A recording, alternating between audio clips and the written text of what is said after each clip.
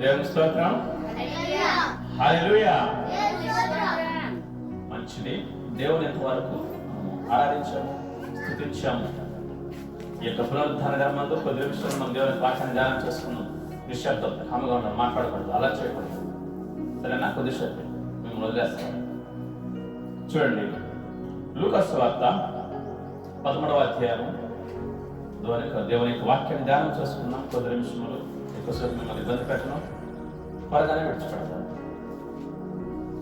లూకా సువార్త 13వ అధ్యాయం 10 నుంచి 13 వచనాలు మనం చదువుకున్నాం. లూకా సువార్త 13వ అధ్యాయం 10 నుంచి 13 వచనాల వరకు. విశ్రాంతి దినమున ఆయన యొక్క సమాజ మందిరములో బోధించుతున్నప్పుడు 18 ఏళ్ల నుండి బలహీనపరచు దయ్యము పట్టిన ఒక స్త్రీ అచ్చట నుండెను. ఆమె నడుము వంగిపోయి ఎంత మాత్రమును చక్కగా నిలవబడలేకుండెను. యేసు ఆమెను చూచి రమ్మని పిలిచి, అమ్మా, నీ బలహీనత నుండి విడుదల పొంది ఉన్నావని ఆమెతో చెప్పి ఆమె మీద చేతులుంచగానే ఆమె చక్కగా నిలవబడి దేవుని మహిమపరిచెను. యేసు దేవుడు మనం బలపరచి స్థిరపరచి నడిపించును గాక. ఆమేన్. పరిశుద్ధుడా, ప్రేమగల తండ్రి, నీ వందనాలు చెల్లిస్తున్నాం దేవా. ఈ యొక్క మధ్యాహ్న సమయంలో చదివిన లేఖన బోధన ద్వారా అయ్యా మాతో మాట్లాడండి తండ్రి. మీ పరలోక సింహాసనం నుంచి మాకు కావాల్సిన మీ దైవ సందేశాన్ని మా అందరికి వెలుగుపరిచేసి మా ఆత్మ జీవితాన్ని బలపరచండి. అనేకులకు సాక్షులుగా, అనేకులకు మీకు మహిమకరంగా, అనేకులకు ఉపయోగకరంగా మమ్మల్ని నిలబెట్టండి ప్రభా. ఇక్కడ ప్రతి ఒక్కరిని మీ చేతులకు అప్పగిస్తూ మన సమయాన్ని దీవించమని యేసునామమున అడుగుతున్నాం తండ్రి. ఆమేన్. గమనించండి, లూకా సువార్త 13వ అధ్యాయము 10 నుంచి మనం 13 వచనాలు చదువుకున్నాం కదా. విశ్రాంతి దినమున ఆయన యొక్క సమాజ మందిరములో బోధించుచున్నప్పుడు 18 ఏళ్ల నుండి బలహీనపరచు దయ్యము పట్టిన ఒక స్త్రీ అచ్చట ఉండెను. ఆమె నడుము వంగిపోయి ఎంత మాత్రమును చక్కగా నిలవబడలేకుండెను. యేసు ఆమెను చూచి రమ్మని పిలిచి, అమ్మా, నీ బలహీనత నుండి విడుదల పొంది ఉన్నావని ఆమెతో చెప్పి ఆమె వద్ద చేతులుంచగానే ఆమె చక్కగా నిలబడి దేవుణ్ణి మహిమపరచెను. ఆమేన్. హల్లెలూయా. చూసారా, ఇక్కడ యేసుక్రీస్తు ప్రభువారు తను బ్రతికున్నప్పుడు ఈ భూమి మీద పరిచయం చేస్తున్నప్పుడు 3.5 సంవత్సరాలు పరిచయం చేశాడు. దేవుని యొక్క సువార్తను ప్రకటించాడు. దేవుని రాజ్యము సమీపించింది, మారు మనసు పొంది పాపక్షమాపణ పొందండి. ఇది సువార్త. ఎందుకు అంటే మనిషి పాపి అని అందరికి తెలిసినటువంటి విషయం. యేసుక్రీస్తు ప్రభువారు ఈ భూమి మీద ఉన్నప్పుడు పరలోక రాజ్య సువార్తను ప్రకటిస్తూ అనేక పట్టణాల ప్రాంతాలు తిరుగుతున్నాడు. మనిషి జన్మతః పాపి. ఏ గ్రంథమైనా చెబుతుంది కదా, మనిషి పాపంతోనే పుట్టాడు, పాపంలోనే పుట్టాడు. కనుక పాపి అయిన మనిషిని దేవుడు చేరుకోవాలంటే, అతి పరిశుద్ధుడే దేవుడు చేరుకోవాలంటే పాపంతో ఉన్న మనిషికి అసాధ్యము. ఎందుకంటే దేవుడు ఎలాంటి వాడు? అతి పరిశుద్ధుడు. దేవుని దగ్గర కానీ దేవునికి దరిదాపుల్లో కానీ పాపం అనేటువంటిది ఉండదు. కాబట్టి మనిషి దేవుడు పాపంతో దేవుని సన్నిధికి చేరలేడు.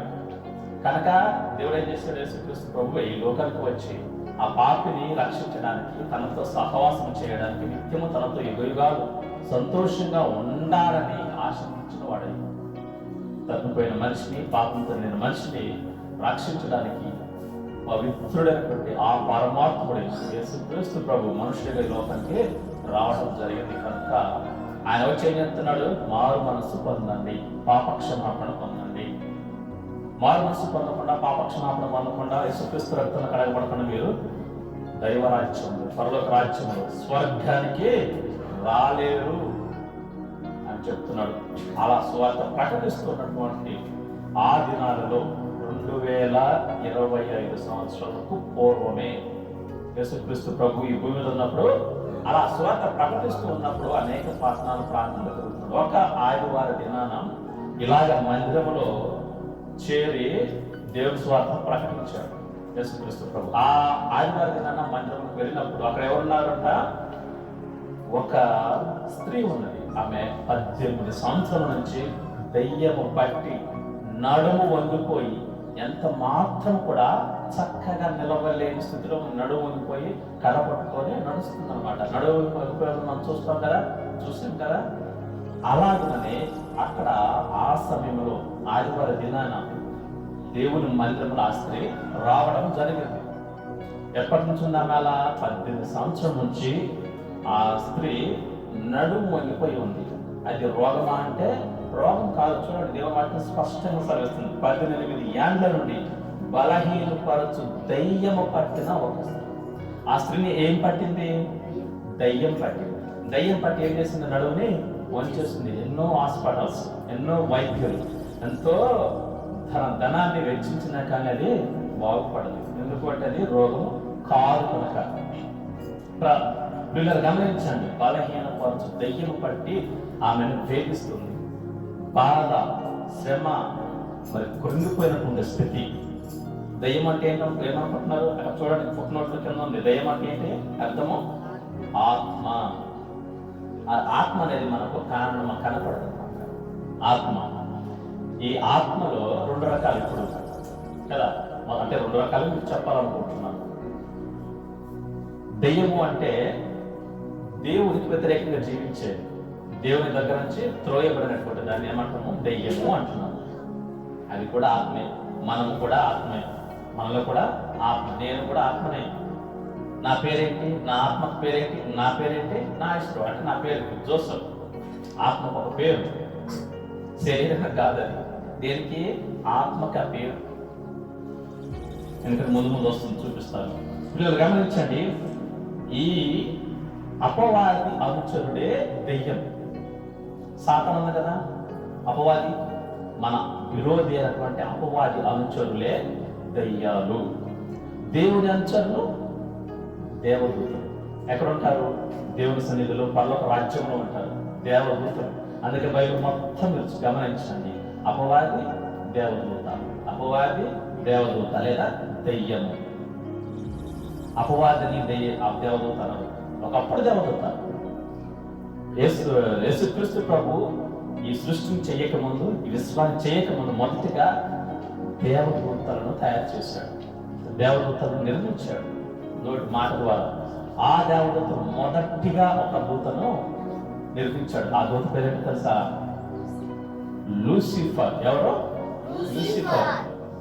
దేవుని కంటే కొంచెం తక్కువవాడు అన్ని విషయాలు, శక్తిలో దేవుని కంటే చాలా తక్కువవాడు, కానీ అందరికంటే చాలా శక్తిమంతుడు. ఆ లూసిఫర్కి ఉన్న శక్తి ఎవరికి లేదు. ఎందుకంటే దేవుడు ఆ లూసిఫర్కి 3 వరాలు ఇచ్చాడు. అందం ఇచ్చాడు, జ్ఞానం ఇచ్చాడు, గొప్ప వరాలు ఇచ్చాడు. ఈ 3తో నేను సర్వ లోకాన్ని మోసం చేస్తాను. అలాంటప్పుడు ఆ పరలోక రాజ్యంలో దేవుడు తన దూతలను నిర్మించినప్పుడు, చేసినప్పుడు ఈ దూతలంతా కలిపి దేవుని స్తుతిస్తూ ఉండేవారు. యెషయా గ్రంథం 6వ అధ్యాయం మన మొదటి నుంచి కనపడుతుంది అనమాట. యెహోవా పరిశుద్ధుడు, పరిశుద్ధుడు, పరిశుద్ధుడు అని నిత్యము దేవుని స్తుతిస్తూ ఉంటారు. ఆ దూతల్లో మొదటి దూత లూసిఫరు దూతలన్నింటికి, కోటాను కోట్ల దూతలన్నింటికి ఎలాంటి వాడు? నాయకుడుగా ఉన్నాడు. అతనే మ్యూజిక్ డైరెక్టర్. అద్భుతమైనటువంటి పాటలు పాడుతూ ఉంటాడు పరలోక రాజ్యం. ఒకప్పుడు, ఇప్పుడు కాదు, అద్భుతమైన పాటలు పాడుతుండేవాడు. దేవుని స్తుతిస్తూ ఉండేవాడు. వినాలి, దేవుని స్తుతిస్తూ ఉండేవాడు. అలాంటి సమయంలో కొంతకాలానికి ఆ అపవాది, అంటే అప్పుడు లూసిఫర్కి ఏమొచ్చిన ఆలోచన? ఒక చిన్న గర్వం వచ్చింది మనసులో. నేను కూడా దేవుని స్థానంలో కూర్చుంటే నన్ను కూడా దూతలందరూ కూడా ఏం చేస్తారు? స్తుతిస్తారు, ఆరాధిస్తారు ఆలోచన వచ్చింది. అంటే దేవుని స్థానాన్ని కోరుకున్నాడు, హై స్థానాన్ని, హై లెవెల్ కోరుకున్నప్పుడు దేవుడు ఏం చేశాడు? అక్కడ నుంచి పాడద్రోసాడు, పరలోకం నుంచి పడద్రోసాడు. వాడు వస్తూ ఒక పెద్ద సైన్యాన్ని తీసుకొని వచ్చాడు.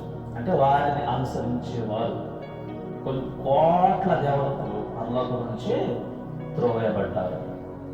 ఆ లూసిఫర్ ఇప్పుడు ఎక్కడున్నాడంటే ఈ విశ్వంలో 2వ ఆకాశంలో ఉంటూ, తన సైన్యం అంతా ఉంటూ ఈ దెయ్యాలుగా పిలువబడుతున్నారు. అర్థమైంది? ఇప్పుడు దెయ్యాలుగా పిలువబడుతున్నారు. తర్వాత బైబిల్ ఎక్కడ చూసినా కానీ దేవుని దూత అని మనం చూస్తాం. ఎక్కడ జకరియా దగ్గరకు వచ్చిన, మరియం దగ్గరకు వచ్చిన, తర్వాత అబ్రహాం దగ్గరకు వచ్చిన, లోతు దగ్గరకు వచ్చిన, సంసోను తల్లిదండ్రుల దగ్గరకు వచ్చిన, యెహోషువ దగ్గరకు వచ్చిన, మోషే దగ్గరకు వచ్చిన, ఎక్కడికి వచ్చినా దేవుని దూత లేదా యెహోవా దూత అంతే, అలా ఉంటుంది. కానీ దెయ్యం అనే మాట ఎక్కడా లేదు. కానీ కొత్త నిబంధన దెయ్యం అనే మాట ఉంది. ఇక్కడ మనం చూస్తున్నాం కదా, ఆ దెయ్యం ఎలాంటంట బలహీనపరచు దెయ్యము. ఒక్కొక్క దెయ్యం ఒక్కొక్క పని చేస్తుంది. ఈ దెయ్యం ఎలాంటి బలహీనపరిచే దెయ్యం.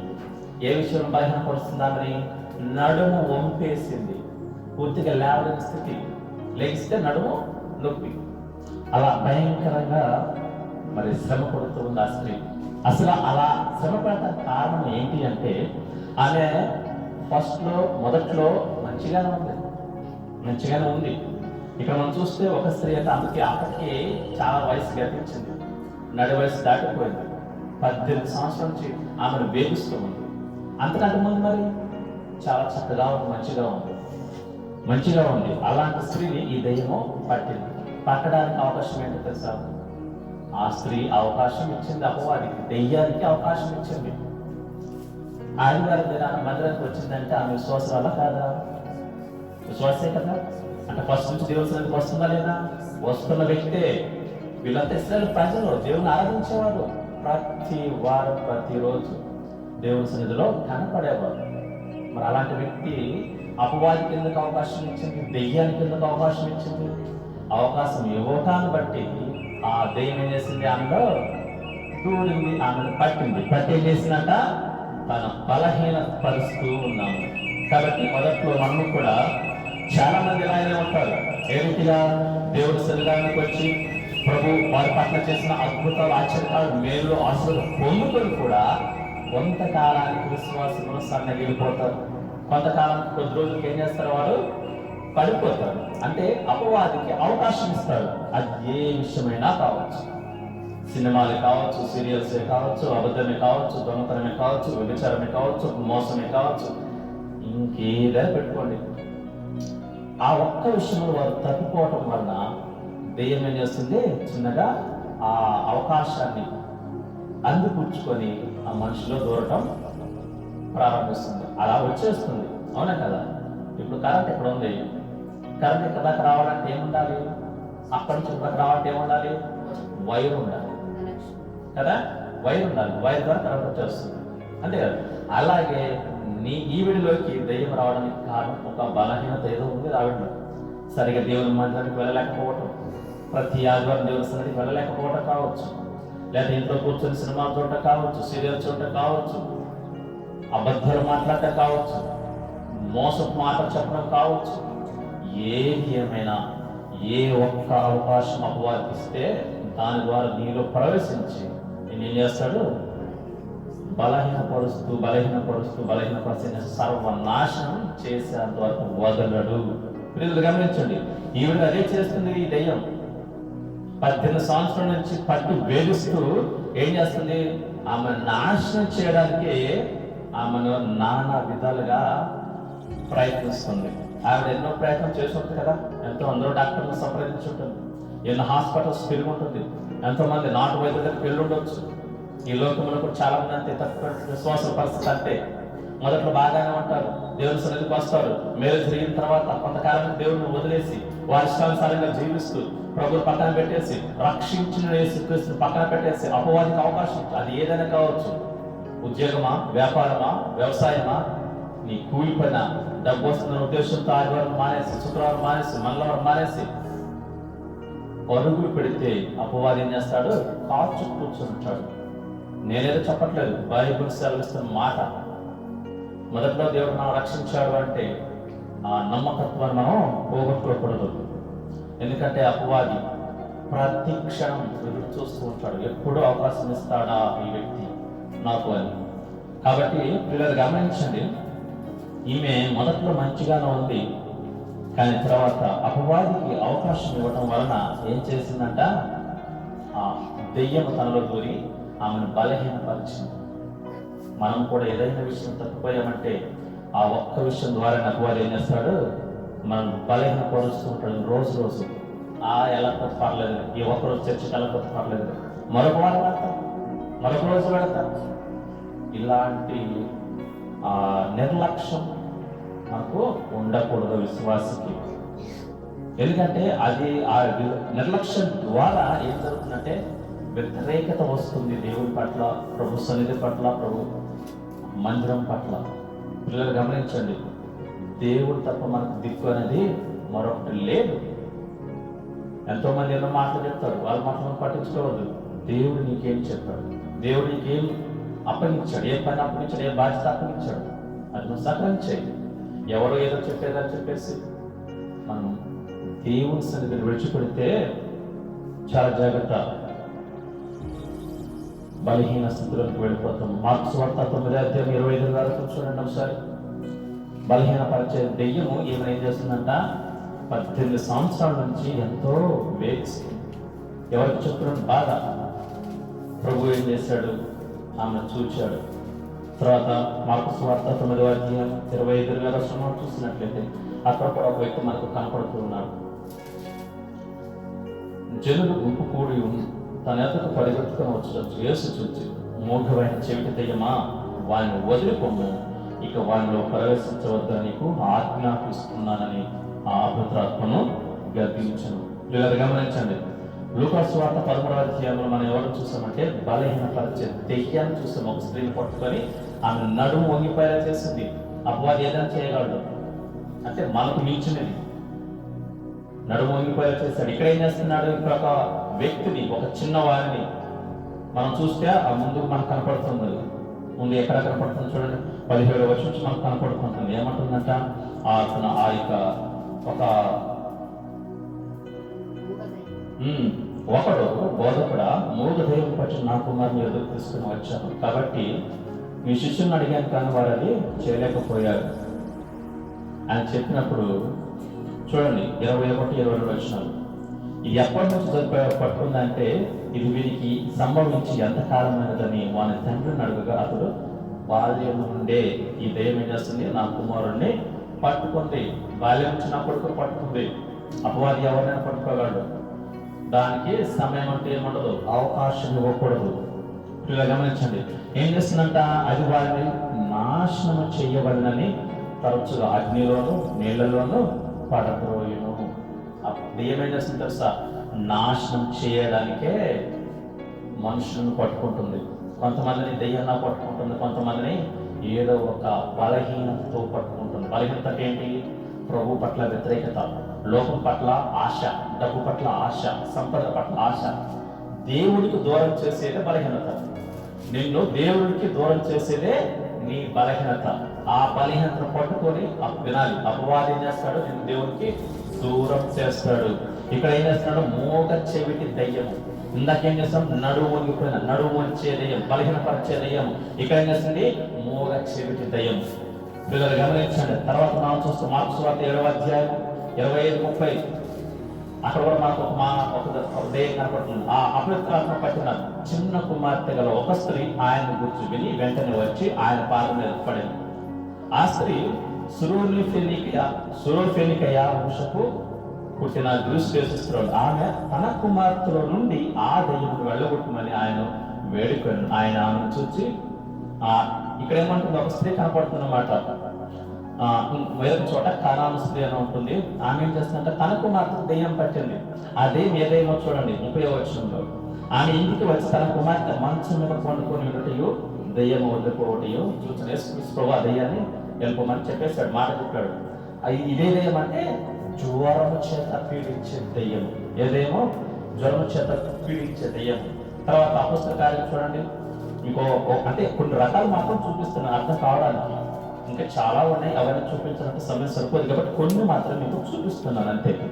అపొస్తలుల 16:16 అపొస్తలుల కార్యం 16:16 మనం చూస్తున్నట్లయితే, మేము ప్రార్థనా స్థలానికి వెళుచుండగా పుతోను, ఇదిగో పేరు, దెయ్యం పేరేంటి, పుతోను అను దెయ్యం పట్టినదై సోద చెప్పుల చేత తన యజమానులకు బహులాభం సంపాదించున్న ఒక చిన్నది మాకు ఎదురుగా వచ్చిన ఆమె పౌలును మమ్మను వెంబడించి, ఈ మనుష్యులు సర్వోన్నతుడైన దేవుని దాసులు, వీరు మీకు రక్షణ మార్గము ప్రచురించు వారై ఉన్నారని కేకలు వేసిన ఆమె అలాగూ అనేక దినములు చేయొచ్చునని కనుక పౌలు వేగలో పడి దాని వైపు తిరిగి, నీవు ఈమెను వదిలిపోమని యేసుక్రీస్తు నామమున ఆజ్ఞాపించుచున్నానని ఆ దయ్యంతో చెప్పాను. వెంటనే అది ఆమెను వదిలిపోయాను. ఇక్కడ ఒక దయ్యం కనపడుతుంది. ఏ దయ్యం అంటే ఇది? ఈ దయ్యం పేరేంటి? పుతోను. ఈ దయ్యం పేరేంటి? పుతోను. ఏ పేరు? పుతోను. ఈ దయ్యం ఏం చేస్తుంది? ఈ దయ్య పరిహతి ఏంటి? ఈ దయ్యం చేసే పని ఏంటి? సోది చెప్పే దయ్యం. సోది చెప్తుంది. సోది అంటే ఏంటి తెలుసు కదా? ఏంటి మా సోది చెప్తున్నా ఏంటి అనుకుంటాం కదా? సోది అది వాస్తవం కానే కాదు. టైం వేస్ట్ పనులు. మన సమయం మాట్లాడకూడదు. మన సమయం అంతా తినేసే సోది. కాబట్టి సోది చెప్పే దెయ్యం ఏం చేస్తుందంట? సోది చేత తన యజమానులకు బహు లాభాన్ని సంపాదించబడుతుంది. సోది అంటే ఏంటి? ఉన్నది లేనట్టుగా లేనిది ఉన్నట్టుగా కళ్ళి పొల్లి మాటలు చెప్పడం, అబద్ధాలు చెప్పడం. 100 మాటలు చెప్తే దాంట్లో ఏదో ఒక మాట జరిగిందో జరగబోయేది తగిలింది అంతే. 100 రాళ్ళు ఇస్తే ఒక రాయం తగిలింది కదా, అలాగా లేనిపోయి కళ్ళు పొల్లి మాటలు చెప్పేది సోది. ఇది సోది చెప్పే దయ్యం. ఇంకా ఆ తర్వాత చూస్తే ఇంకొక దయ్యాన్ని చూపిస్తాను. 2వ మొదటి రాజుల గ్రంథం 22వ అధ్యాయం. చాలా రకాలు ఉన్నాయి కాబట్టి 1-2 మీకు చూపిస్తాను. మనకు అవసరమైనటువంటి వాటిని మాత్రం మీకు చూపించి ముందుకెళ్ళే ప్రయత్నం చేస్తాను. 22వ అధ్యాయం 22. మొదటి రాజులు 22వ అధ్యాయం 304 పేజీ నెంబర్. మాట్లాడకూడదు, ఇటు వినాలా? అందుకని నేను బయలుదేరి అతని ప్రవక్తల నోట అబద్ధమాడు ఆత్మగా ఉందని చెప్పక ఆయన నీవు వెళ్ళి అతన్ని ప్రేరేపించి జయము పొందుదుగా కానీ చెప్పను. పిల్లలు ఇక్కడ చూసినట్టయితే ఇది కూడా ఒక ఆత్మ, అంటే దెయ్యం చెప్తున్న మాట ఏమంటుంది? అతని ప్రవక్తల నోట అబద్ధమాడు ఆత్మగా ఉంటాను అంటుంది. 6వ వచనం చూడండి. 22వ అధ్యాయం 6వ వచనం మనం చూస్తే ఇశ్రాయేలీయుల రాజు దాదాపు 400 మంది ప్రవక్తలను పిలిపించి యుద్ధము చేయుటకు రమోత్గిలాది మీదకు పోకుందనా అని వారిని అడిగిన. అందుకు ఆ అబద్ధ ప్రవక్తలు చెప్తున్నారు ఏమని? యెహోవా దారిని రాజులైన నీ చేతికి అప్పగించిన గనుక కొండనే చెప్పెను. ఈ విషయం ఏంటంటే ఇక్కడ సందర్భము ఇశ్రాయేల్ రాజు యూదా రాజు. ఇశ్రాయేల్ రాజు ఏమో ఆహాబు, యూదా రాజు ఏమో యెహోషాపాతు. ఇద్దరు కూడా దేవుని దాసులే, ఇద్దరు కూడా దేవుని పిల్లలే, ఇశ్రాయేల్ ప్రజలే. ఇశ్రాయేల్ ప్రజల్లోనే 2 గోత్రాలు, ఒక గోత్రం యూదా గోత్రానికి సంబంధించి 2 గోత్రాలు అడిగిపోతే 10 గోత్రాలు ఇశ్రాయేల్ రాజ్యంగా ఉన్నాయి. ఈ ఇశ్రాయేల్ రాజు ఏం చేస్తున్నాడు? దేవుని మీద ఆధారపడకుండా 400 మంది బయలు ప్రవక్తలు పెట్టుకొని వారిని అడుగుతున్నాడు, నేను పలానా దేశం మీదకి యుద్ధానికి వెళ్ళాలనుకుంటున్నాను, ఇది మీరు నాకు చెప్పండి, నేను వెళ్ళొచ్చా వెళ్ళకూడదా అన్నప్పుడు వాళ్ళు ఏం చెప్తున్నారు? యెహోవా వెళ్ళమంటున్నాడు, నువ్వు వెళ్ళు అని ఏం చెప్తున్నారు? అబద్ధం చెప్తున్నారు. వినాలి, మాట్లాడకూడదు. అక్కడంతా చూసాం కదా 22వ వచనంలో. అయితే ఈ రాజు అడగక ముందు పరలోకంలో ఒక సభ జరిగింది. మీకు ఎంతమంది చెప్పాను, ఈ సందర్భం మీకు ఎంతమంది చెప్పాను. ఏమిటి అంటే ఆహాబు రాజు దేవునికి దూరంగా జీవించాడు, దేవునికి వ్యతిరేకంగా జీవించాడు, దేవుని పట్ల విధేయత లేకుండా అవిధేయంగా పాపము చేసిన వాడుగా జీవించి తన ప్రజలందరూ పాపం చేయడానికి కారకుడయ్యారు. కనుక దేవుని కోపం మాత్రం మీద రగులుకుంది. కాబట్టి ఏమన్నాడు తెలుసా? దేవుడు యేసుక్రీస్తు పరలోక రాజ్యంలో ఒక సభను ఏర్పాటు చేశాడు. దేవదూతల సమ్ముఖంలో ఒక సభను ఏర్పాటు చేసి ఏమంటున్నాడు?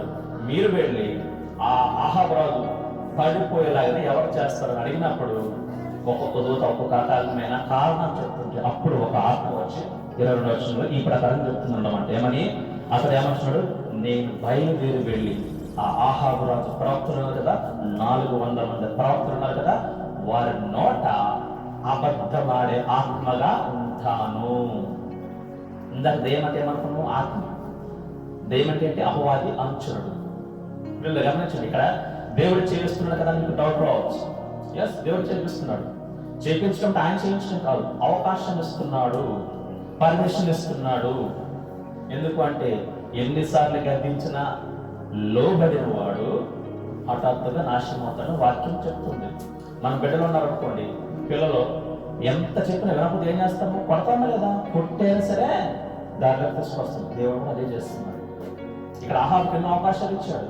ఆహాబుకి తెలుసు దేవుడు ఏంటో తెలుసు, దేవుని సన్నిధి ఏంటో తెలుసు, దేవుని శక్తి ఏంటో కూడా ఆహాబుకి తెలుసు. అయినా కానీ పాపం నుండి బయటికి రాలేదు. ఆయన పాపం చేయడం మాత్రం కాదు, ఆయన కుటుంబము, ఆయన రాజ్యం మొత్తం పాపం చేయడానికి కారపడయ్యారు. కనుక దేవుడు చూసి అవకాశాలన్నీ పోగొట్టుకున్నాడు. కాబట్టి ప్రేక్షమాడిన దేవుడు అతన్ని తీసేయని అంటున్నాడు. తీసేయడానికి కారణం ఏంటి అంటే ఆహావే కోరుకుంటున్నాడు. ఏమని? నేను వెళ్ళి పలానా దేశం యుద్ధానికి వెళ్తున్నాడు. మీరు ఆయన అక్కడ తప్పు చేశాడు. దేవుని ప్రవక్త నడకుండా దయ్యం ప్రవక్తలు నడుస్తున్నారు. అప్పుడు యెహోషువ అంటాడు, యెహోషాపాతు అంటాడు 7వ వచనంలో, వీళ్ళు కాదయ్యా మనకు కావాల్సింది 7వ వచనంలో, వీళ్ళు కాదు మనకు కావాల్సింది యెహోవా సేవకుడు ఉన్నాడా. ఆయన చెప్తే మనకు నమ్మకం. యెహోవా సేవకుడు, యెహోవా ప్రవక్త. నిజ దేవుడు ఎవరు? యెహోవా దేవుడు. యేసుక్రీస్తు దేవుని యొక్క సేవకుడు ఉన్నాడా? ఆ యేసుక్రీస్తు సేవకుడు, ఆ యేసుక్రీస్తు ప్రవక్త ఉంటే చూపించు. ఆయన చెప్తే మనం వెళ్దాం, ఆయన చెప్పకపోతే మనం వెళ్ళొద్దు అన్నాడు. అది చేయవలసిన పని యెహోషాపాతు అది చేశాడు. పిల్లలు గమనించండి, ఈ భూమి మీద దేవుడు అనేవాడు ఎవరు ఉన్నంటే యేసుక్రీస్తు మాత్రమే. పిల్లలు మనం గమనించినట్టు ఈ ఆత్మ ఎలాంటిదంట? అబద్ధం పలికించే ఆత్మ. మనం ఎన్నో చూసాం కదా, నడుమును పంపేసే దెయ్యము, మోగ చెవిటి దెయ్యము, తర్వాత జ్వరం తెప్పించే దెయ్యము, అబద్ధాలు చెప్పే దెయ్యము, మోసాలు చేసే దెయ్యము. మార్కు సువార్త చూడండి ఒకసారి. మార్కు సువార్త 7వ అధ్యాయం 22వ వచనం మనం చూస్తే అక్కడ అనేకమైన దెయ్యాలు మనకు కనపడతాయి. అవి అనేకమైన దెయ్యాలు అంటే చాలా ఉన్నాయి. ఇంకా మార్కు సువార్త 7వ వచనం, లోపలి నుండి అనగా మనుషుల హృదయముల నుండి దురాలోచనలు, జారత్వములు, దొంగతనములు, నరహత్యలు, వ్యభిచారములు, లోపములు, చెడుతనములు, కృత్రిమమును, కామ వికారమును, మత్సరమును, దేవదూషణలు, అహంభావమును, అవివేకమును, గర్వమును, వ్యభిచారమును, ఇవన్నీ ఈ చెడ్డవన్నీ లోపలి నుండి బయలు వెళ్ళి మనుషుని అపవిత్రపరచును. ఇవన్నీ ఏంటి? దెయ్యాలే. ఇవన్నీ ఎవరి లక్షణాలు? అపవాది లక్షణాలు, దెయ్యం లక్షణాలు. మీకు చూస్తే యోహాను గ్రంథం 8వ అధ్యాయము 44వ వచనంలో మనకు కనపడుతుంది అన్నమాట. యోహాను సువార్త 8వ అధ్యాయము 44వ వచనంలో మనకు మంచి మాట కనపడుతుంది. ఏంటంటే అక్కడ మీరే నా మాట గ్రహింపుకున్నారు, మీరు నా బోధ విని వినేరకుండా వరకే కదా. మీరు మీ తండ్రి అపవాది సంబంధాలు, మీ తండ్రి దురాశలు నెరవేర్చగలుగుతున్నారు. ఆది నుండి వాడు నరహంతకుడై సత్యమందు నిలిచిన వాడు కాడు, వాని యందు సత్యమే లేదు. వాడు అబద్ధమాడినప్పుడు తన స్వభావం అనుసరించియే మాటలాడును. వాడు అబద్ధికుడును, అబద్ధమునకు జనకుడునై ఉన్నాడు. చూసారా? అబద్ధాలు చెప్పేది ఎవరు? అపవాది. అబద్ధాలు చెప్పేది ఎవరు? అపవాది. అలా అబద్ధాలు చెప్పే ప్రతి ఒక్కరు కూడా ఎవరన్నా అపవాది పిల్లలే, అపవాది సంబంధులే. కాబట్టి అబద్ధమాడే ఆత్మ మనలో ఉండటానికి వీలేదు, బలహీనపరిచే ఆత్మ మనలో ఉండటానికి వీలేదు. ఒక క్రైస్తవులు, ఒక విశ్వాసంలో దేవుని నమ్ముకున్న వ్యక్తులు, రక్షించబడిన వ్యక్తులు అబద్ధాలు కానీ, సోది కానీ, మరి బలహీనపరిచే దెయ్యం, ఏ దెయ్యం మనలో ఉండడానికి వీలేదు. ఇప్పుడు మనం చదువుకున్నట్లుగా నరహత్యలు, వ్యభిచారము, అబద్ధాలు, పాపము, దోషము, ఇవేమి కూడా ఇవన్నీ ఏంటంటే దెయ్యం ఒక లక్షణాలు. ఇవన్నీ ఎక్కడి నుంచి వస్తాయి? మనుషుని యొక్క హృదయంలో నుండే వస్తాయి, బయట నుంచి రాదు. మనుషుని యొక్క హృదయంలో నుంచి వస్తాయి చెడు తలంపులు, చెడు ఆలోచనలు, పాపం చేసే తలంపులు, మోహం చూపు, కామము. ఇవన్నీ ఏంటి? దెయ్యం యొక్క లక్షణాలు. ఇవి మనలో అనేది మనం కూడా అపవాది పిల్లలం అవుతాం. మనం అపవాది పిల్లలం కాదు. ఆ అపవాది పిల్లల నుంచి దేవుడు ఏం చేశాడు? మనల్ని రక్షించుకున్నాడు, వేరు చేశాడు, ప్రత్యేకపరుచుకున్నాడు, పరిశుద్ధపరిచాడు.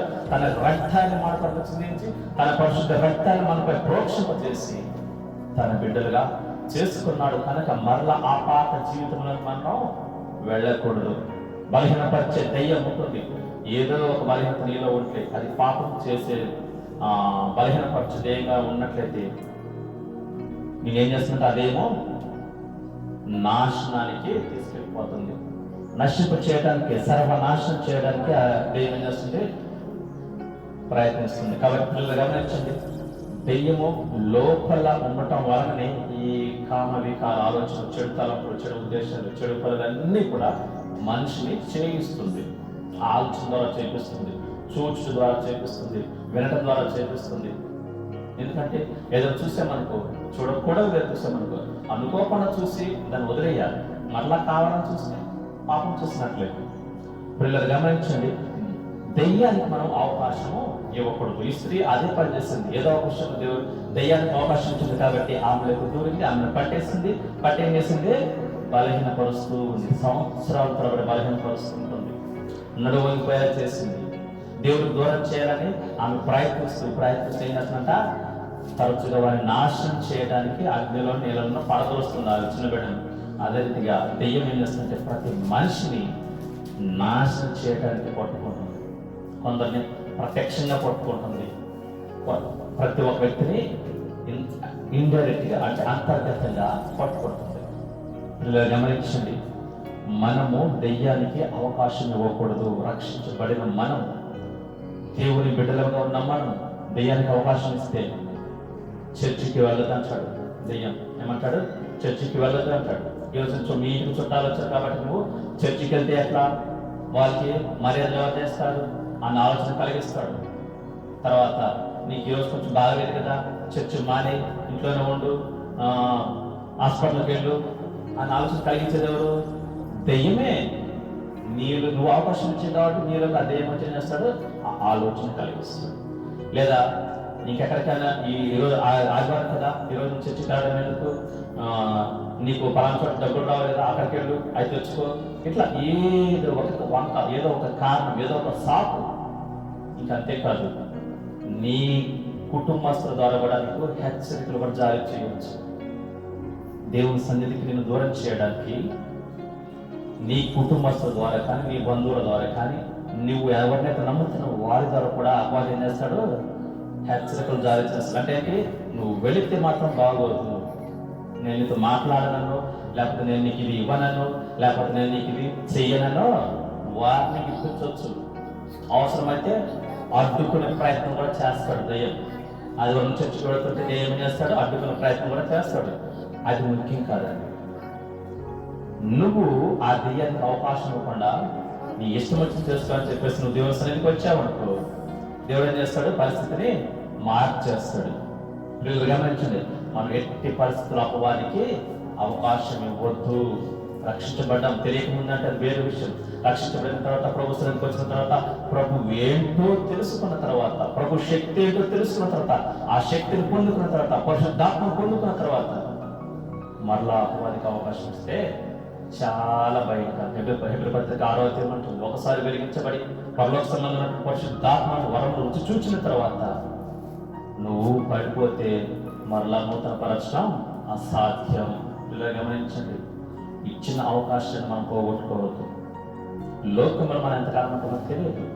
రెండోదిగా మనం చూసినట్లయితే అదే అధ్యాయం చూడండి, లోకస్వార్త 13:10 చూస్తే ఆమె ఏ స్థితిలో ఉంది?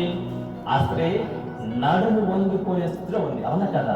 బలహీనపరుస్తున్నామని రోజు రోజుకి వేదన, కృంగుదల ఏం చేస్తుంది? బలహీనపరుస్తుంది అనమాట. నడుము వంగిపోయే స్థితిలో ఉంది ఆ యొక్క స్త్రీ. నడుము పోయి అంత మాత్రం మనం నిలబడలేని పరిస్థితి. నడుము వంగిపోయిన స్థితిలో 18 సంవత్సరాల నుంచి నడుము వంగిపోయే ఉంటుంది. అంత మాత్రం నిల్చునే పరిస్థితి లేదు. కాబట్టి మనము కూడా విశ్వాసులుగా ఉన్న మనము, రక్షించబడిన మనము ఇలాంటి స్థితిలో ఉండటానికి వీలు లేదని ప్రభు చెప్తున్నాడు. రక్షించబడిన ఎలా ఉండాలా? చక్కగా ఉండాలి. వంగి పరిస్థితులు అంటే అర్థం ఏంటి? వంగిపోవడం అంటే నడుము వండుకొని అని కాదు. రోగం అయితే తప్పులేదు, అది శరీర రోగం అయితే తప్పులేదు. దేవుడు స్వస్థపరచకపోవచ్చు, అది ముఖ్యం కాదు. శరీరం ముఖ్యం కాదు, మన ఆత్మ ముఖ్యం. భేదలాసుడు శరీరం ఎలా ఉంది? బహు భయంకరంగా ఉంది కదా, లేదా? కానీ ఆత్మ ఎలా ఉంది? పరిశుద్ధంగా, ఉత్సాహంగా, ప్రభు పట్ల సంతోషంగా ఉన్నాడు. కాబట్టి ఆ పరలోక రాజ్యానికి చేరుకున్నాడు. పిల్లలు గమనించి నడుము వంగి పరిస్థితిలో ఉండి ఈ యొక్క స్త్రీ 1 పేతురు పత్రిక 1వ అధ్యాయం 13 చూడండి. తొందరగా ముందుకెళ్దాం. 1 పేతురు పత్రిక 1వ అధ్యాయం 13 చూసినట్లయితే మనం కూడా ఎలాంటి స్థితిలో ఉండాలి, ఏం చేయాలి? 1వ అధ్యాయం 13 కాబట్టి మీ మనస్సు అను నడుము పట్టుకొని నిర్భరమైన బుద్ధి గల వారై యేసుక్రీస్తు ప్రత్యక్షమైనప్పుడు మీకు తేబడు కృప విషయమై సంపూర్ణ నిరీక్షణ కలిగి ఉండండి. ఏం చేయాలంట? మనస్సు అనే నడుము కట్టుకోవాలి. మనం నడుము కట్టుకోవడం అంటే ఏదో బాహాటగా నాకులాగా బెల్ట్ పెట్టుకోవడం కాదు, లేదా తుమ్ము తీసుకుని టవల్ కొట్టుకోవడం కాదు. అర్థం ఆత్మానుసారంగా మాట్లాడుతున్నాడు దేవుడు. మీ మనస్సు అనే నడుము కట్టుకోండి. మీ మనసు స్థిరంగా ఉంటే, మీ మనసు వాక్యం పట్ల స్థిరంగా ఉంటే, మీ మనసు ప్రభు పట్ల స్థిరంగా ఉంటే నిన్ను అపవాది ఏమీ చెయ్యలేడు. నువ్వు అపవాదికి అవకాశము ఇయ్యవు కనుక అపవాది ఏమేమి నీ దరిదాపులకు కూడా రాలేడు. కాబట్టి మీ మనసునే నడుము కట్టుకోండి. కాబట్టి తర్వాత నిర్భరమైన బుద్ధి గల వారే ఉండండి. మీ బుద్ధి ఎలా నిర్భరంగా ఉండాలి అంటే స్ట్రాంగ్ గా ఉండాలి ప్రభు పట్ల. తర్వాత ఎఫెసీ పత్రిక 6:14 చూడండి ఒకసారి. ఎఫెసీ పత్రిక 6:14 త్వరగా చూస్తున్నాం, సమయం అయిపోతుంది. ఎఫెసీ పత్రిక 6:14 ఏలయనగా మీ నడుమునకు సత్యమును కట్టుకొని నీతి అనుమయ్యవరు తొడుక్కొని. ఈ అధ్యాయం మనం చూస్తే అనేకమైనటువంటి ఆయుధాలు మనకు కనపడుతున్నాయి. ఒక విశ్వాసి అపవాదిని ఎదిరించడానికి మనకు 10వ వచనం నుంచి ఆయుధాలు కనపడుతున్నాయి. ఆయుధాలు ఒకటి ఏంటంట, మీ మనసు అనే నడుముకి ఏముండాలంట, సత్యం ఉండాలి. మీరు సత్యంగా ప్రవర్తించాలి. యేసుక్రీస్తు ఏమన్నాడు, సత్యమందులను ప్రతిష్ఠ చేయి కదా. యోహాను 17:17 సత్యమునకు స్తంభం ఎవరు? యేసుక్రీస్తు ప్రభు. నేనే సత్యము నేనే మార్గం అన్నాడు. కాబట్టి మనం ఏం చేయాలా? సత్యమును మనం ప్రతిష్ఠించుకోవాలి. అంటే అర్థం ఏంటి? అసత్యాన్ని మనం మాట్లాడకూడదు, అసత్యాన్ని మనం ప్రకటించకూడదు, అసత్యాన్ని మనం చేయకూడదు, అసత్యంలో మనము జీవించకూడదు. అసత్యం అంటే ఏంటి? అబద్ధం అని అర్థం. వాస్తవం కానిది అసత్యం. కానీ ప్రభు ఏమంటున్నాడు, సత్యమనే నడుముకి, మీ నడుముకు సత్యాన్ని కట్టుకోండి అంటున్నాడు. నడుము అంటే ఏంటి? మన మనస్సు, మన జీవితం, మన ప్రవర్తన ఎలా ఉండాలంట? సత్యంగా ఉండాలి. సత్యమునకు స్తంభముగా ఉండాలి. ఆ సంఘమునకు సత్యమునకు, ఆ సంఘము సత్యమునకు స్తంభమును. కాబట్టి గమనించండి, యోహాను భక్తుడు అన్నాడు, ప్రభువా నన్ను సత్యమందు ప్రతిష్ఠ చేయి అన్నాడు. యోహాను సువార్త 17:17 నీ వాక్యమే సత్యము, ఆ వాక్యమును నన్ను ప్రతిష్ఠ చేయి. మనం ప్రార్థన చేయాలి, ఇది కూడా ప్రార్థన చేయాలి. దేవుని వాక్యములను ప్రతిష్ఠించయ్యా, సత్యములను ప్రతిష్ఠించయ్యా. యేసుక్రీస్తు అన్నాడు కదా, నేనే సత్యము అన్నాడు. కాబట్టి మన నడుముకి ఏం చేయాలా? సత్యం అనే గట్టి కట్టుకోవాలి. మన మనసుకు, మన జీవితానికి సత్యము ఉండాలి. తర్వాత మనం చూస్తే ఎఫెసీ పత్రికలో తర్వాత మనకు యెషయా గ్రంథంలో తీయొద్దు, కానీ యెషయా గ్రంథం 11:5 కూడా ఇక్కడ సత్యం అన్నాం కదా. అక్కడ ఏం చూపిస్తున్నాడంటే మీ నడుముకు నీతి తర్వాత సత్యము మీరు కలిగి ఉండండి అని చెప్తున్నాడు. పిల్లలు గమనించండి, నడుము వంగిపోయిన స్థితిలో మనం ఉండటానికి వీల్లేదు, బలహీన స్థితిలో మనం ఉండటానికి వీల్లేదు. ఆత్మీయ స్థితి గురించి మాట్లాడుతున్నాను. ఆత్మీయ స్థితిలో మన నడుము అంటే మన మనస్సు ఎలా ఉండాలి? వంగిపోయిన స్థితిలో ఉండకూడదు. అంటే ఏంటి? నీతి, సత్యం, దయ, కరుణ, యథార్థత, పవిత్రత ఇవన్నీ లేకపోతే నడుము వంగిపోయిన స్థితే ఆత్మీయ జీవితంలో. సత్యానికి బదులు అబద్ధాలు, నీతికి బదులు అనీతి, మంచికి బదులు చెడు, యథార్థతకి బదులు యథార్థత లేనితోంది. అదే నడుము వంగిపోవడం అంటే మన ఆత్మీయ జీవితంలో. కాబట్టి అబద్ధాలు చెప్పడం కానీ, తర్వాత నీతి లేకుండా జీవించడం కానీ, చెడుగా జీవించడం కానీ ఇవేవి లేకపోతే ఆత్మీయ స్థితిలో నడుము వంగిపోయిన స్థితిలో ఉన్నట్లయితే. ఇలా ఉండదు అని దేవుడు మనకు హెచ్చరిక చేస్తున్నాడు. మీ మనసు అని నడుము కట్టుకోనండి. మీ మనసుకు, మీ నడుముకు నీతిని కట్టుకోండి, సత్యాన్ని కట్టుకోనండి, యథార్థతను కట్టుకోండి. అంటే ఇవన్నీ కలిగి జీవించమని అర్థం. ఇవన్నీ కలిగి మనము జీవించాలా. తర్వాత 1 రాజుల గ్రంథం 18:46 చూస్తే చక్కటి మాట. ఆ ప్రవక్త అక్కడ మనకు కనపడుతున్నాడు. మంచి ప్రవక్త, గొప్ప దైవజనుడు తన నడుముకి ఏం కట్టుకున్నాడో మనకు కనపడుతున్నాడు. అయితే అక్కడ మనం అర్థం చేసుకోవాలి. 1 రాజుల గ్రంథం 18:46 యెహోవా హస్తము ఏలియాను బలపరచగా అతడు నడుము బిగించుకొని ఆహాబు కంటే ముందుగా పరిగెత్తుకొని పోయి యెజ్రెయేలు గుమ్మము వద్దకు వచ్చెను. ఇక్కడ అర్థం ఏంటంటే, అర్థమైందా సందర్భం ఏంటో? ఆహాబు దగ్గరకు ప్రవక్త అయినటువంటి ఏలియా వెళ్ళాడు. గొప్ప దైవజనుడు ఏలియా. ఏం చేశాడు? ఆహాబు రాజు దగ్గరకు వెళ్ళాడు. ఇందాక వచ్చిన ఆహాబు గురించి చెప్పాను. ఈ ఆహాబు రాజు దగ్గరకు వెళ్ళి మరి ఒక విషయం చెప్తున్నాడు, నువ్వు త్వరగా రాజధానికి వెళ్ళిపో, వర్షం రాబోతుంది, నిన్ను మార్గంలో తడిపోతుంది, నువ్వు త్వరగా వెళ్ళు అన్నాడు. ఆ రథం పట్టుకుని ఆహాబు రాజు రథంలో వెళుతూ ఉన్నాడు. కానీ యెహోవా హస్తం ఏదైనా బలపరిచిన వెంటనే ఏం చేశాడు? నడుము కట్టుకొని, అంటే నడుము టోవాలు కట్టుకొని కాదని అర్థం. ఆహాబు ఏం చేశాడు? తన మనసును నిబ్బరం చేసుకొని, ఆల్రెడీ ఆయన కట్టబడిన వాడు, తన మనసు అనేటువంటి నడుము కట్టుకున్నవాడు కనుక ఏం చేశాడు?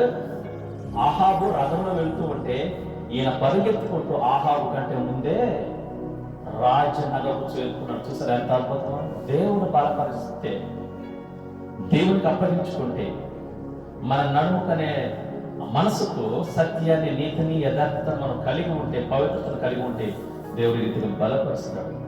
అప్పుడు లోకంలో ఎవరు చేయరు గొప్ప పనులు దేవుడి నీ ద్వారా చేపిస్తాడు.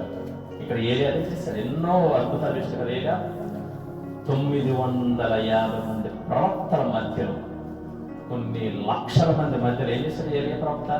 ఆకాశం నుంచి అగ్నిని దింపాడు. అట్లా ఎన్నోసార్లు దింపాడు. వర్షం పడద్దని ప్రార్థన చేశాడు, ఆగిపోయింది. వర్షం పడమని ప్రార్థన చేశాడు, వచ్చేసింది. ఇట్లా ఎన్నో అద్భుతాలు చేశాడు. ఎందుకంటే ఏలియా తన మనసు అనే నడుముకి ఏం చేశాడు? సత్యాన్ని, నీతిని, యథార్థతను, పవిత్రతను కలిగి ఉన్నాడు కనుక ఆయన ఎప్పటికీ నడుము పట్టుకున్నవాడుగా, వంగి పరిస్థితులు లేడు, నడుము పట్టుకున్నవాడుగా నిలబడినప్పుడు దేవుడు చేశాడు, ఆయన్ని బలపరిచాడు.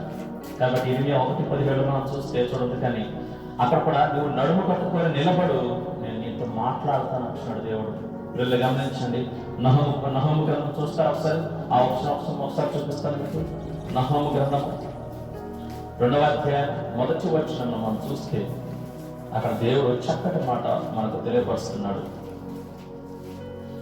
769 పేజ్ నెంబర్, 768 పేజ్ నెంబర్, 2వ అధ్యాయం 1వ వచనం. లయకర్త నీ మీదకి వస్తున్నాడు, నీ దుర్గమునకు కావలి పాయము, మార్గములు కావలియడము, నడుము బిగించుకొని బహు బలముగా ఎదిరించుము. కూర్చొని అయిపోయింది ఒక 5 నిమిషాలు. నీ నడుము బిగించుకొని బహు బలముగా ఎదిరించు. లయకర్త నీ మీదకి వస్తున్నాడు, అపవాది నీ మీదకి వస్తున్నాడు, శత్రువు నీ మీదకి వస్తున్నాడు నిన్ను నాశనం చేయడానికి. నీ బలహీనతలకు ఏదైనా బలహీనతను పట్టబడి ఉన్నావా? దేవుని సన్నిధికి వెళ్ళకుండా ఉన్నావా? దేవుని మందిరానికి వెళ్ళకుండా ఉన్నావా? లయకర్త నీ మీదకి వస్తున్నాడు, చాలా జాగ్రత్త. నేనేం చేస్తాడు? సర్వనాశనం చేయడానికి వస్తున్నాడు. దెయ్యంగా వస్తున్నాడు, స్నేహితుడిగా వస్తున్నాడు, బంధువుగా వస్తున్నాడు, తల్లిదండ్రులుగా వస్తున్నాడు, నీకు ఇష్టమైన వ్యక్తులుగా నీ దగ్గరకు వస్తున్నాడు. అపవాది ఎలా వస్తాడో తెలియదు, ఎప్పుడు ఎలా టార్గెట్ చేస్తాడో తెలియదు, ఎప్పుడు ఎలా అటాక్ చేస్తాడో కూడా తెలియదు. కాబట్టి లయకర్తని మీదకి వస్తుంది. దేవుని మాట స్పష్టంగా సెలవుస్తుంది బైబిల్ గ్రంథం. లయకర్తని మీదకి వస్తున్నాడు. ఆత్మానుసారంగా దేవుడు మాట్లాడుతున్న మాట. లయకర్త అంటే నాశనం చేసేవాడు, అపవాది, దెయ్యముని యొద్దకు వస్తున్నాడు. కాబట్టి మెలకువ కలిగి ప్రార్థన చేయి. నీ నడుము బిగించుకొని బహు బలంగా అతన్ని ఎదిరించు. నువ్వు ఎదిరించలేదనుకో, నీ తల్లిదండ్రులు చెప్పిన మాటకు పడిపోతావు, నీ స్నేహితులు చెప్పిన మాటకు పడిపోతావు. ఆ ఎదురే ఒకరోజు ఏం కలదు, దేవుని మందిరానికి కలుగుతుంది. చాలా సింపుల్గా పడేస్తాడు అపవాది. కనిపెట్టాలి, గమనించాలి, మెలకువ కలిగి ఉండాలి. ఈ మెలకువ నీకు లేదనుకో, వారి మాటకు లోబడిపోయి నువ్వు దేవునికి దూరం అవుతావు. పిల్లలు గమనించండి, వాళ్ళతో పాటు నువ్వు కూడా నరకానికి వెళ్ళిపోతావు. అవసరమా నీకు? కాబట్టి గమనించండి, తాత్కాలికమైన ఈ జీవితం మనం జీవిస్తున్నాం కాబట్టి మనుషుల మాటలు కాదు, దేవుడు ఏం చెప్తున్నాడు మనం గమనించాలి. లయకర్తని మీదకి వస్తున్నాడు, నీ శత్రువుని అపవాది మీదకి వస్తున్నాడు నిన్ను నాశనం చేయడానికి. కాబట్టి నీ నడుము బిగించుకొని బహుబలంగా అతన్ని ఎదిరించాలి. రెండవది మనం చూస్తే, మూడవదిగా మనం చూస్తే, మొదటి ఏం చేస్తాం? అపవాదికి అవకాశం ఇచ్చాడు, దెయ్యానికి అవకాశం ఇవ్వద్దు. రెండవది నడుము పరిస్థితిలో ఉండొద్దు. తర్వాత మూడవదిగా చక్కగా నిలవలేని స్థితి. ఎవరు? ఆ స్త్రీ. చక్కగా నిలవలేని స్థితి మనం ఉండకూడదు. యెహెజ్కేలు గ్రంథం 2వ అధ్యాయం 1వ వచనం మనం చూస్తే, యెహెజ్కేలు గ్రంథం 2వ అధ్యాయం 1-2 వచనం మనం చూస్తే దేవుడు చక్కటి మాట చెప్తున్నాడు. ఏమంటున్నాడు?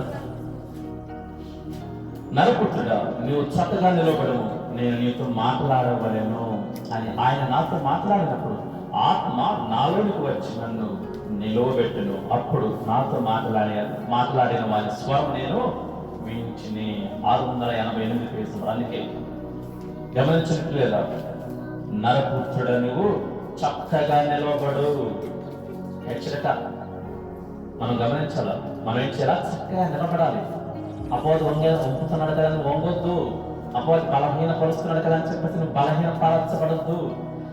దెయ్యం నేను బలహీన పరుస్తుందని చెప్పేసి నువ్వు దెయ్యానికి లొంగొద్దు, అవకాశం ఇవ్వద్దు.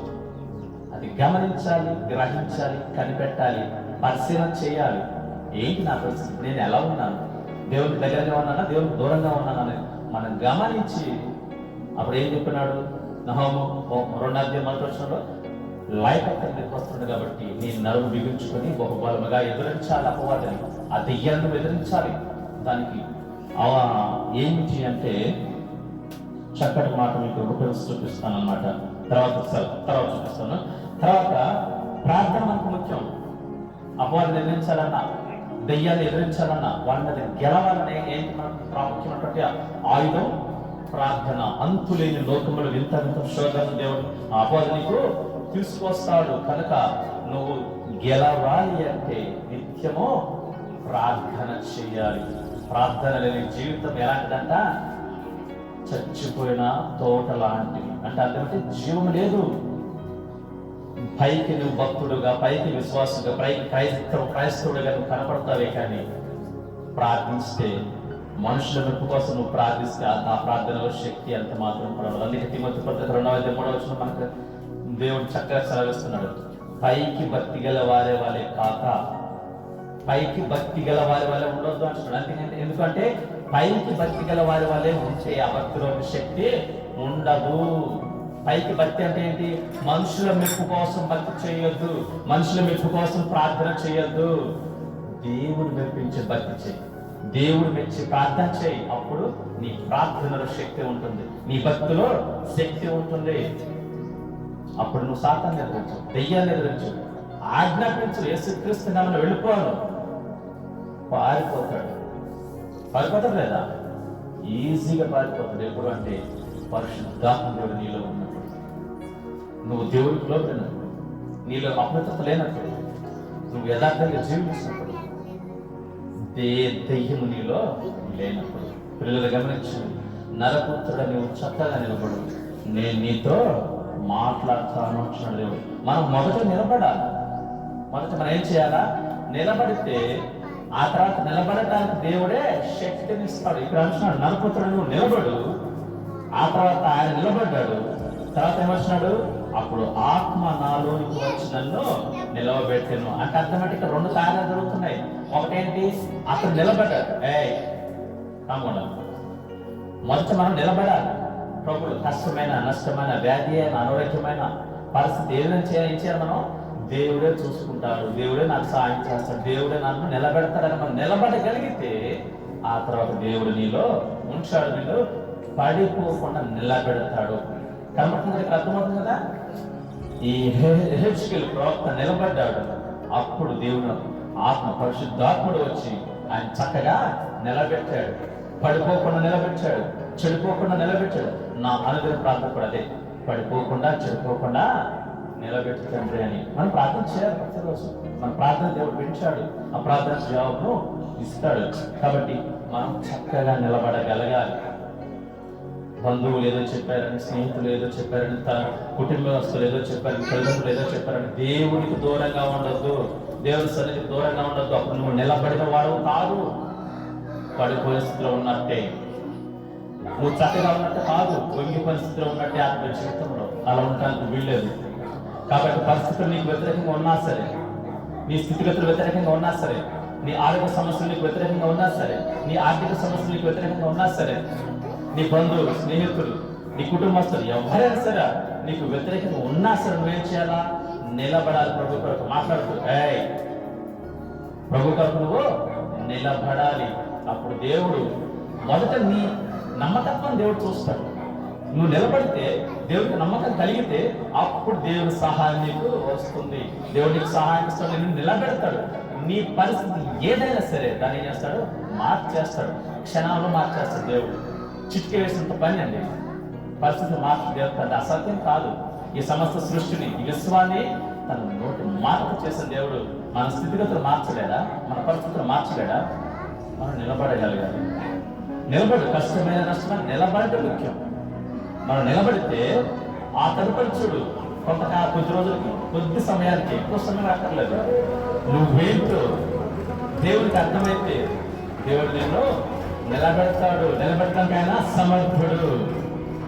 పడిపోయిన స్థితిలో మనం ఉండకూడదు. లూకాసు వార్త చూడండి ఒకసారి, 20వ అధ్యాయం 36వ వచనం. నేను ముగింపుకు వచ్చేసాను.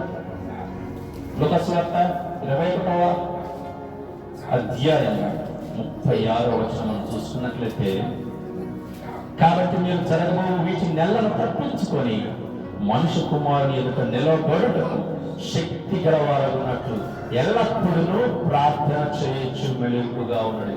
చూసారా, మనం చక్కగా నిలబడాలంటే ఏం చేయాలంట? ఎల్లప్పుడూ ఇవన్నీ నీకు సంభవిస్తాయి. ఏంటి? అనేకమైన వ్యతిరేక పరిస్థితులు నీకు సంభవిస్తాయి.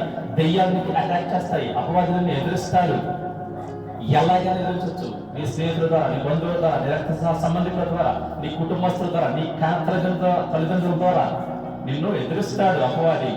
అయినా సరే నువ్వు గుర్తుపట్టి ఏం చేయాలా? గుర్తుపట్టి వీటినన్నిటిని, నీ కలుగుతున్న స్థితిగతులు, పరిస్థితులు అన్నిటిని తప్పించుకోవడానికి ఏం చేయాలి? నువ్వు నిలబడటానికి శక్తి కలిగి ఉండటానికి ఏం చేయమంటున్నాడు? ఎల్లప్పుడూ మెలకువ కలిగి ప్రార్థించు. నీకు దేవుడు వివేచనిస్తాడు. నువ్వు ప్రార్థించు, దేవుడు నీకు ఆలోచనిస్తాడు. ఏ సందర్భంలో ఎలా ఉండాలో నీకు దేవుడు జ్ఞానం ఇస్తాడు. ఏ పరిస్థితులు ఎవరికి ఏ సమయాన్ని చెప్పాలి నీకు జ్ఞానం ఇస్తాడు. ఎప్పుడు? నువ్వు ప్రార్థిస్తూ ఉంటే, మెలకువ కలిగి ప్రార్థిస్తూ ఉంటే ఏ పరిస్థితులు ఎలా అడుగు ముందుకు వేయాలో దేవుడు తెలియపరుస్తాడు, బయలుపరుస్తాడు. మనలో ఉండి దేవుని ఆత్మ ఏం చేస్తాడు? నడిపిస్తాడు. నీకు వ్యతిరేకంగా మనుషులు గుప్పు కట్టవచ్చు. నీకు వ్యతిరేకంగా నీ సొంత తల్లిదండ్రులు నీకు వ్యతిరేకంగా మాటలు చెప్పవచ్చు ప్రభు గురించి నీకు దూరం చేయడానికి. ఆ పరిస్థితుల్లో నువ్వు దేవుడికి సహవాసం కలిగి ఉంటే, ప్రార్థించే వ్యక్తిగా ఉంటే, దేవుడు నీ నోట ద్వారా వారికి తగు సమాధానాన్ని ఇప్పిస్తాడు. నిన్ను విడిచేవాడు కాదు దేవుడు. కాబట్టి మనం నిలబడగలగడానికి శక్తి కావాలంటే ఏం చేయాలా? అనుదినము మెలకువ కలిగి ప్రార్థన చేయాలి. చివరిగా చూడండి, కొలసీ పత్రిక 1వ అధ్యాయం 22వ వచనం. నేను ముగింపులో వచ్చేసి అయిపోయింది. చివరిగా కొలసీ పత్రిక 1వ అధ్యాయం 22వ వచనం మనం చూసుకున్నట్లయితే దేవుడు చక్కటి మాట మనకు తెలియపరుస్తున్నాడు. మనం నిలబడగలగాలంటే ఏం చేయాలి? తన సన్నిధిని పరిశుద్ధులుగాను, నిర్దోషులుగాను, నిరపరాధులుగాను నిలబెట్టుటకు ఆయన మాంసయుక్తమైన దేహమందు మరణము వలన ఇప్పుడు మిమ్మల్ని సమాధానపరచును. మనం చూసినట్లయితే ఇందాక మనం నిలబడటానికి శక్తిని పొందుకోవాలంటే ఏం చేయాలంట? కలిగే పరిస్థితులు తప్పించుకోవాలన్నా, కలిగే శోధనలు తప్పించుకోవాలన్నా ఏం చేయాలా?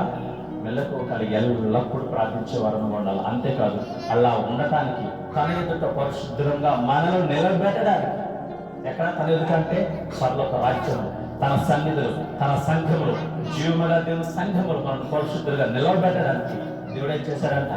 ఈ లోకానికి వచ్చి మనము పొందవలసిన మరణ శిక్షను మనకు బదులుగా ఆయన పొంది తనతో మనకు సమాధానాన్ని ఇచ్చాడు. అందుకే యేసుక్రీస్తు ప్రభువారి భూమికి రావడం జరిగింది. తప్పిపోయిన మనలను, అపవాదికి ఇచ్చిన అవకాశాన్ని బట్టి, ఆత్మీయ జీవితంలో ఉండిపోయిన స్థితి నుంచి, చక్కగా నిలబడిన స్థితి నుంచి దేవుడు ఏం చేశాడు? ఆ అపవాదిని నీలోకి తీసివేసి, నడుము ఉండిపోయిన స్థితిలో నుంచి నిన్ను, ఆత్మీయ జీవితంలో పడిపోయిన స్థితిలో నుంచి నిన్ను చక్కగా నిలబెట్టడానికి ఆయన శక్తిమంతుడు, సమర్థుడు, చాలినవాడు. కనుకనే అలాగా తన సన్నిధిలో పరిశుద్ధంగా నిన్ను నిలబెట్టడానికి యేసుక్రీస్తు ప్రభువారి భూమికి రావడం జరిగింది. నీ కొరకు తన ప్రాణాన్ని అర్పించాడు. పిల్లలు గమనించండి, ఈ మధ్యాహ్న సమయంలో నీలో ఏ దయం ఉంది? నీలో ఏ దయం ఉంది? బలహీనపరిచే దయం ఉందా? చర్చికి రానివ్వకుండా చేసే దయం ఉందా? ప్రార్థించకుండా చేసే దయం ఉందా? దేవుని మాటను వినకుండా చేసే దయం ఉందా? నీలో నరహత్యాల దయం ఉందా? వ్యభిచారమైన దయం ఉందా? మోసమైన చేసే దయం ఉందా? అబద్ధాలు పలికే దయం ఉందా? నిన్ను దేవునికి దూరం చేసే ఏదైనా సరే అదే దయ్యమే. పిల్లలు గమనించండి, రక్షించబడిన మనము, విశ్వాసంగా ఉన్న మనము, దేవుడి బిడ్డలుగా ఉన్న మనము ఏ దయ్యానికి మనము అవకాశం ఇవ్వకూడదు. దేవుడి సన్నిధికి రావాలి, ప్రభుత్వ సహవాసం చేయాలి, ప్రభు సన్నిధిలో మనం గడపాలి. ప్రభు శక్తిని, ఆయన సమాధానాన్ని మనము పొందుకోవాలి.